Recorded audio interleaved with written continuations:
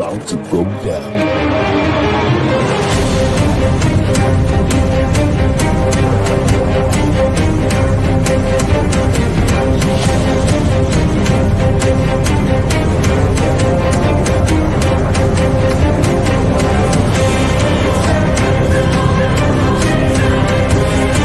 It's lovely pass, and there he turns cleverly. Can he find a finish? Oh, he can! Some skill by Joshua, and a return right hand. Good counter right. Bullen is hurt. Second right hand. That clipped him as well. Now he goes in for the kill. Well, Ricciardo is inching into the lead, and Ricciardo that win the Italian Grand Prix! Gambella running the floor. Still leading the way with Cameroon in there too with the Netherlands.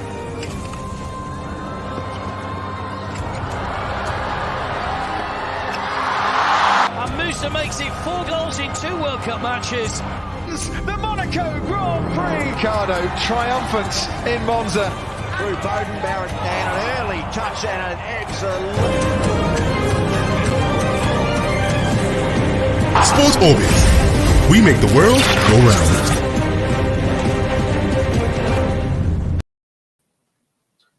Hello and welcome to yet another exciting episode of Sports Orbit, reaching you from the Leadership Podcast Studio. My name is Abba Achul, your host, and I'm here with Salifu Usman once again. Salifu, welcome. Thank you, Mr. Abba. It's good to be back on the show. It's my privilege to be back here again. Okay, sport. Yeah, like we do always, we have so much in store for you. Also, AFCON is still very, very much on the way. Right now, a couple of teams have qualified for the last 8. And one area in the AFCON where a lot of fans seem to have problems with is the officiating. So far, since the round of 16 matches started, a match has not gone by without a referee issuing a red card, and a lot of Nigerian fans have been complaining. In fact, fans have tagged this tournament a red card, AFCON of red cards. Salifu, yesterday again, in the matches we also saw referees dishing out red cards like it was some sort of award or something. Yeah, thank you very much. Just like rightly said, the 2021 AFCON, which is the 13th edition of the AFCON, has come out to be a different ball game compared to the African Cup of Nations we used to know. And the level, the high level, the poor level of officiating at this particular tournament is so high. But yesterday we also feel like we'll talk about is that the AFCON has come to look as if Nigerian African players are indisciplined. What any digital tackles, the referee give the match orders without even thinking to us what the damage that done to the competition. And when at the group stage, where we're so surprised, wondering what is going to happen, what is happening, because at the group stage, where we have 36 matches, almost our 6th red card were given. Why we're crying foul and doing the red card at that level was so high, and hoping that we are going to get a better improvement when we come to the second round. The second round of the match is becoming the worst. At the second round of matches, in the round of 16 matches, we have a total of 6 matches, total of 8 matches. And out of the total of 8 matches, we still have 2 left to play. But out of the 6 that have been played so far, 7 red cards has been given out. The only match that has gone without the red card in the second round was because of the matches between Malawi and Morocco. That is the only match that was not missing a red card. And you know, when the officials of the FIFA and the football, like when they tell the idea of the video assistant referee to assess, it's just to remove. They claim that just to remove the level of this bad officiating. Because referees are human beings, you have less than a second to take a decision. And some decisions were always taken with the football organizer and those who feel that didn't go down well. And that is why we came with the idea of yes, give referee can have opportunity to re-examine and to assess the situation again before taking the final decision. And that's when the video assistant referee and the most called VR was introduced. But to our surprise, why this VR was supposed to aid and improve the officiating, it has even turned out to be the worst for African competition. Because you can agree with me, every video via the referee went to assess, they'll come out from them and give a red card. So are you implying that Is it like the referees don't understand how VAR works, being that this is the first time we are using it for the AFCON? Or is it deliberate? Or is it like African referees are getting something completely wrong this time around? Yes, they are getting a confirmed completely wrong. It's like I don't understand the VR. They feel that once I go to the VR, I must take a decision or I must either to enforce the decision or not. That I'm on to raise like I must enforce the decision. Take for instance a scenario that involves I'm not saying because it's involves Nigeria, the Alex Iwobi red card. The referee issued a yellow card when he saw that that was the first tackle, it was not deliberate. He issued a yellow card. But when he was actually called to go for VR, he went to VR card. The moment he came out from VR, he withdrew the yellow card and issued a still red card. So to him, going to the VR, he must come out to take a very hard decision. And the same thing, looking at even the Manchester United game, he was when they came back, was set up just because he tackled against Sadio Mane.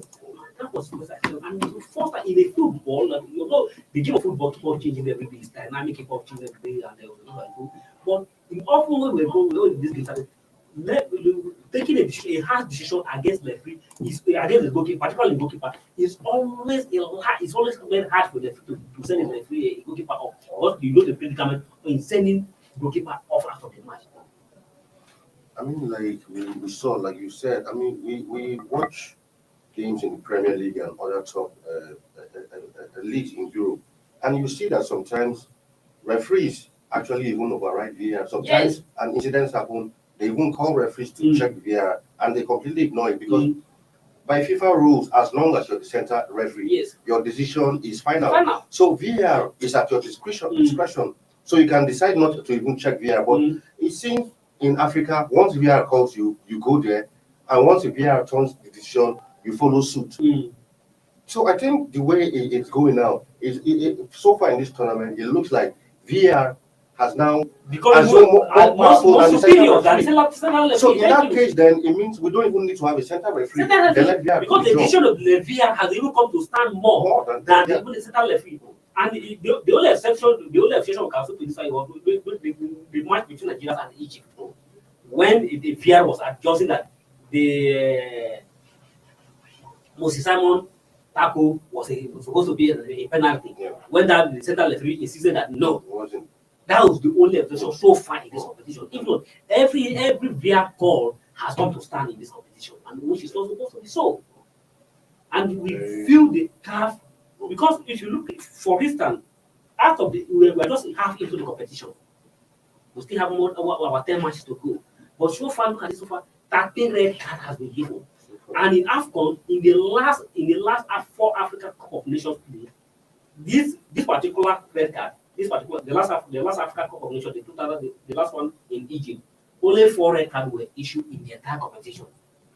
Exactly. Only 4 red cards were issued in the entire competition.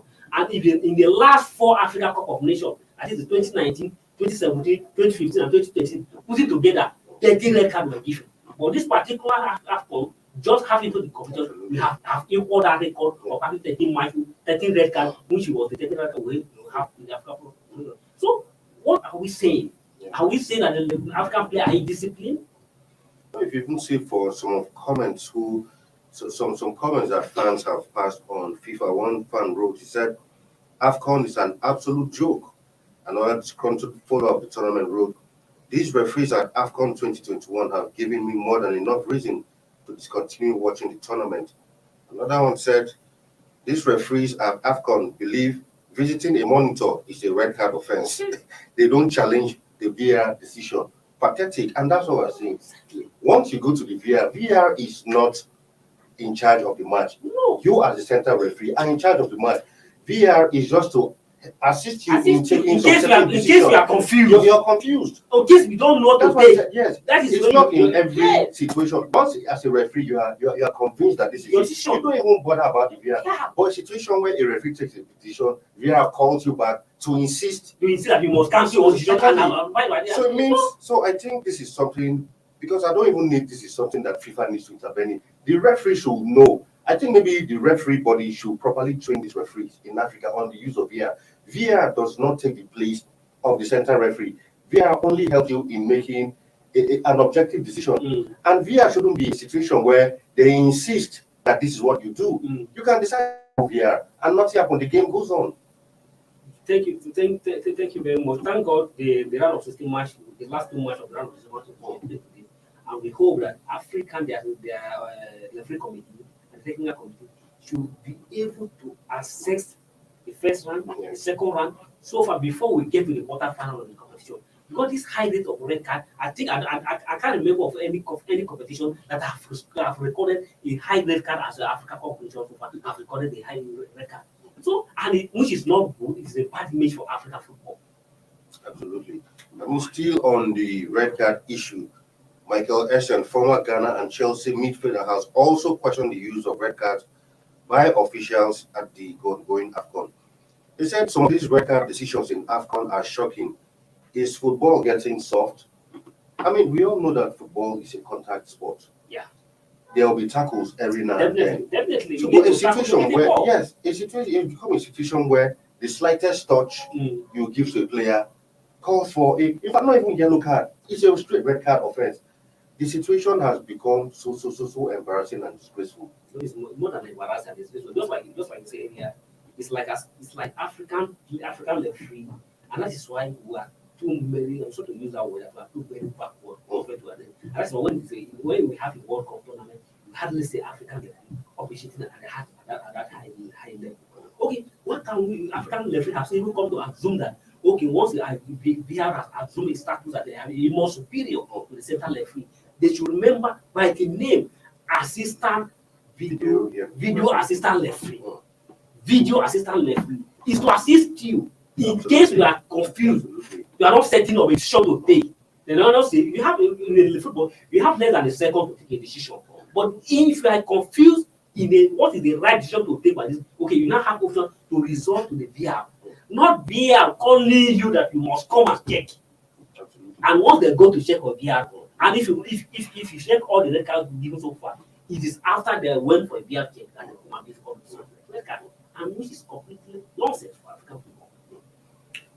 All right, still on AFCON news. Of course, we'll be seeing some other 2 games played today to finally wrap up the last 60 months. If we have those fixtures, can we look at it? Not forgetting that yesterday we also saw a couple of games go down where Senegal booked a place in the last 8 by our classic Cape Verde 2-0. And remember, the Cape Verde 2 players were set off. Yes, set off. In a particular match, you have two players set up a 2 player and like 2-man down against the Senegalese side. Yeah. And of course, the game between Morocco and Malawi also ended 2-1 in favor of Morocco. So Morocco are through to the quarterfinals, same as Senegal.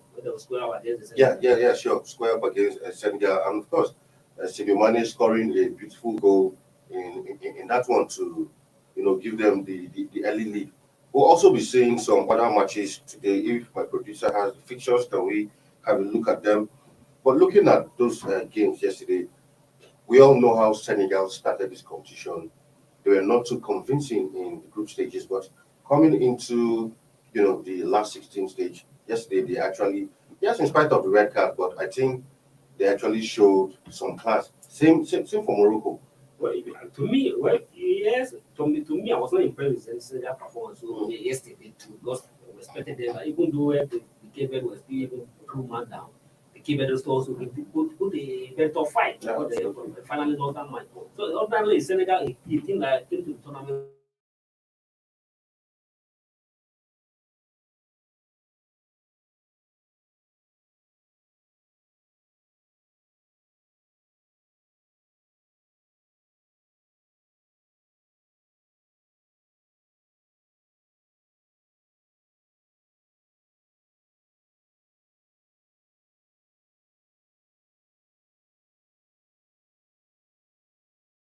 Will not be able to score the Cape Verde. To me, I think close to the Cape Verde. One is scoreline at 2-0. All right, we still have so much in store for you. There's plenty of transfer news. We'll give you an update of what's going to transpire at AFCON today. Of course, there'll be some MPFL matches later on today also. That and so much more.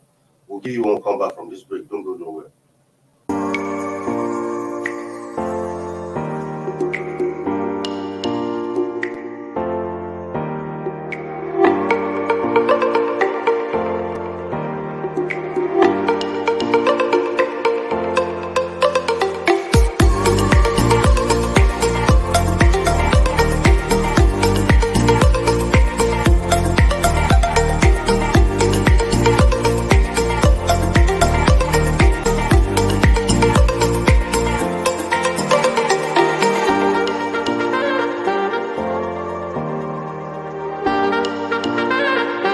For sponsorship and advert placements, please contact 080-3688-6158. Last Word Leadership Podcast Studio. You have the last word.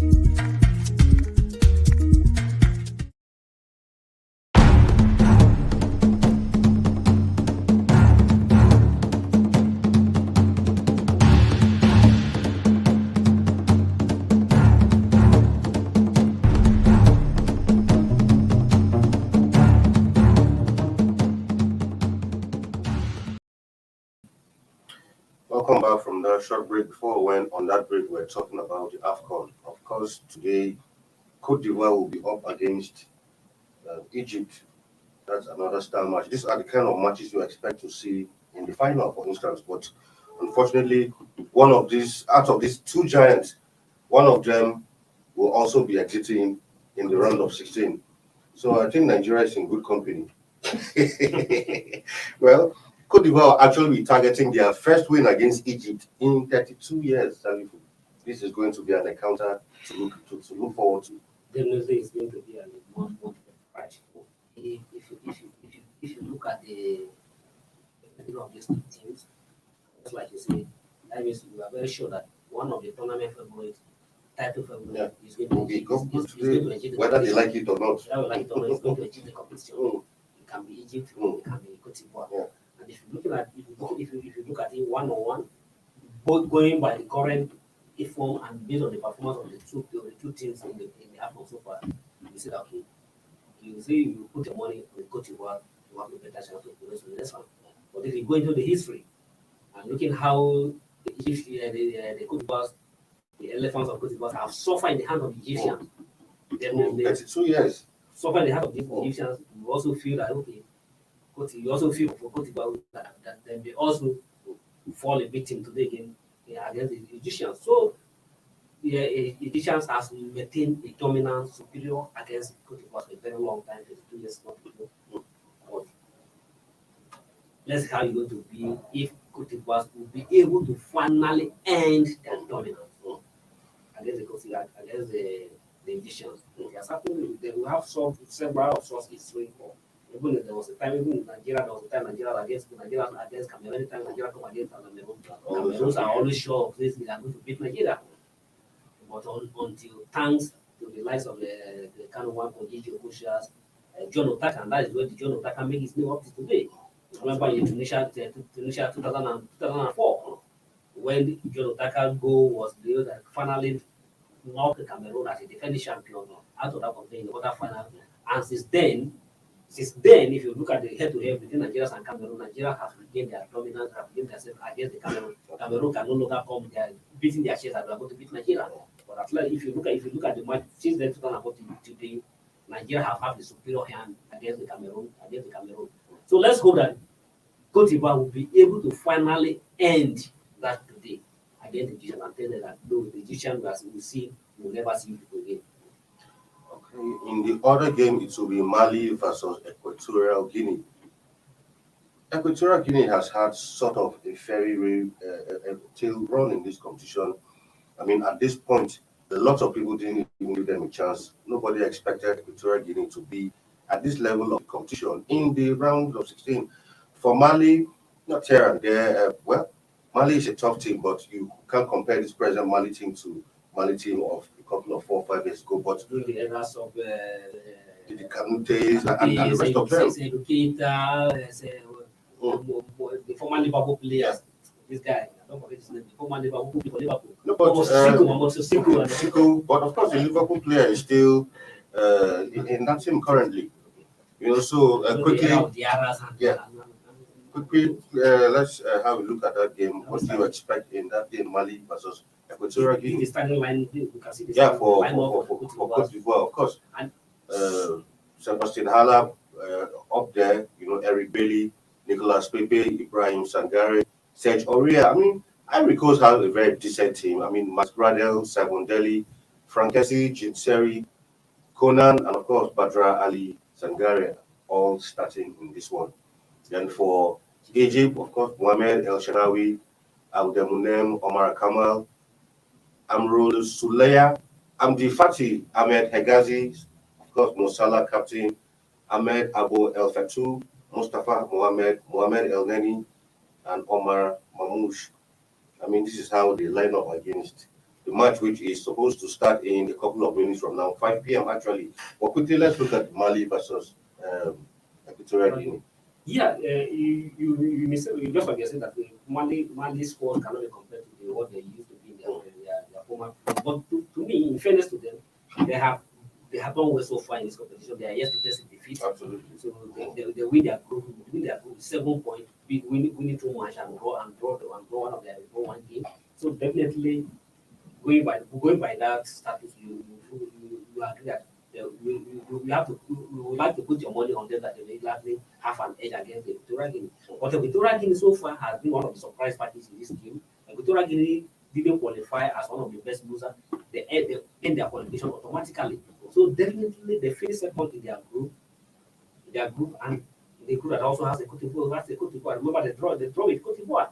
So definitely they are going to be a very tough class, a very tough game for them against Mali. So to me, it's very too close to call. In as much as you are going by the better of these two teams, you say that Mali has a better name. Mali has come very well. Has a better name in terms of African football compared to Equatorial Guinea. But looking at the performance of the two teams so far in this competition, Equatorial Guinea cannot be just a pushover in this game. So Mali is going to be very titanic clash for the two sides, and whoever it is, it's a West African derby.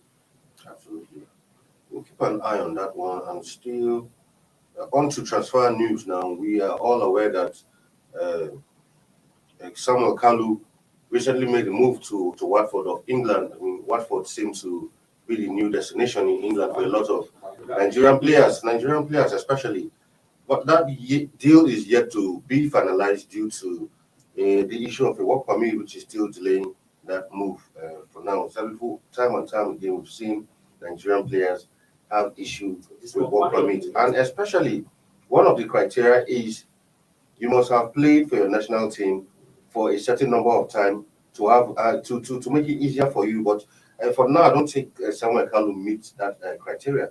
Well, honestly, I don't have the statistics, but Samuel Kalu has played some sizable numbers of matches for Nigeria. I'm really surprised that he was not even a part of this. It was first due to injury, but he's one of the decent players. He has also played very fantastic. They are playing in the one way he played well. So, but we hope that they will be able to sort out this thing. But just like you say, this work permit has denied several Nigerian players for opportunity to play in the club. So we hope that will be And more resolved. importantly, that this time that Watford need a player because they are the danger zone. They are almost going down. They are already down, but they are almost going down to the Premier League. So they are looking for a player who can help them survive this threat. So and getting the work permit for Kalu to join the team I think will be a very fair thing for Watford. And of course, Watford also yesterday appointed 74-year-old Roy Hodgson to take over from Claudio Ranieri as the new manager of Watford. We hope with his experience and all he knows about English football, he'll be able to at least help to bring some revival of some sort to the club. Very, very, very it's a Herculean task actually because it means that Watford needs to continue to stop. Go on the winning streak, definitely, yeah, sure. Still, also today there will be some interesting matches in the NPFL. If my producer has those pictures, can we have a look at them and quickly do a short analysis? The NPFL has been up and running for a while, and today also there will be a couple of very, very interesting games. Sunshine Stars will be up against Lobby Stars in that one. Bakara FC, Enugu Rangers, Eyimba versus Kasna. Okay, these are actually weekend games, but quickly, some games are supposed to go down today, but these weekend games yeah, once we get fixtures, but onto that still, we had earlier this week we had discussed about MBBF crisis. I think it was on Monday where we told you that players were actually having a protest at the minister's office. And as of today, that protest is still on. And they are saying that the Minister of Sports has actually failed, reason being that his intervention in the crisis that engulfed MBBF, he has failed to, any serious resolution have come out of the committee they set up and all of that. Nothing tangible has come out of it. And the players have taken their fate in their hands as it stands, because they are the most affected in the heat of this crisis. Yeah, just like when people say, when the two elephants are fighting, the grass are so far. So in this case, the players are the grass. So and just like they were saying, because even some, you need to have a sympathy.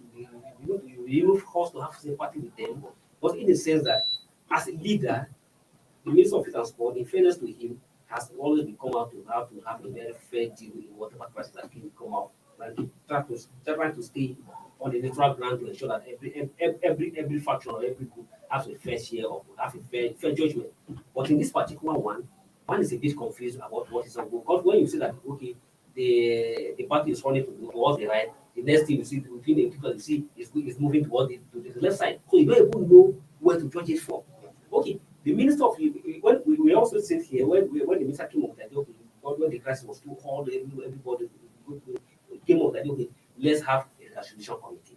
If you have a reconciliation committee to will and want to feel that we are trying to find a final solution to the issue, bringing all the stakeholders, all the parties in on the board to hear what is the issue, and then we'll table your issue, take my issue, and then harmonize their bond, and then who is supposed to be and who is supposed to be. But unfortunately, the reconciliation committee of today, we always say that they have submitted their report. That report has not been made public to anybody, and that's the growth of the players. And even the players who are the actors, okay, you can't, for instance, if a husband and wife is having an issue, a husband and wife are having an issue, the children who live in that house, and if you wanted to settle amicably the husband and wife and children, the children who also live in that house should also be consulted to know what really happened and who is who. So you don't just wait the children that go from who they are not, they are stakeholder in the matter. So you don't just wait for that there are no stake in the matter. So the players who are the key actors, who are the reason why you want to be president of NBBM, or who are the reason you are also a minister of sport, that managing sport, should be taken into consideration and find out from their own point of view what they feel. And more importantly, those players have even come out in several occasions to complain bitter about the administration of the system. So if you don't even make public of the issue, what your reconciliation committee, what do they find out? Let everyone know who was blamed, who was not blamed. There was nothing of shots.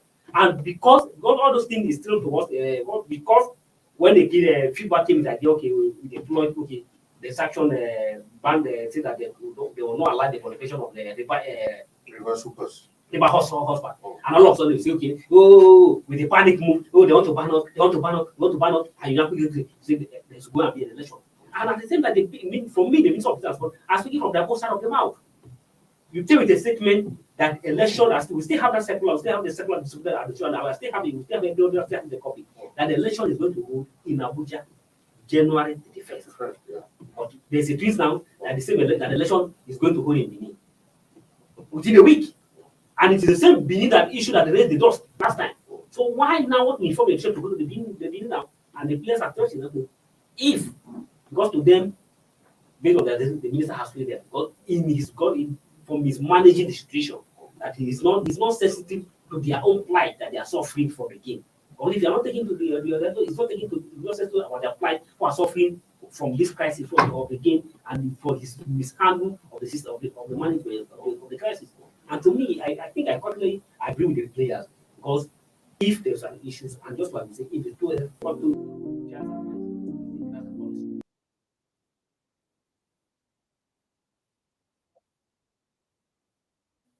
we need to take their request and to resolve. And they will think that they will no longer play basketball unless we are going to manage. All right, we'll keep an eye on that one. The situation in the MBBF seems to be a never-ending one. I mean, this crisis has continued to linger on. When you think there's a solution coming, it enters a whole new dimension. But we'll keep an eye on this one and see how this crisis will eventually be resolved.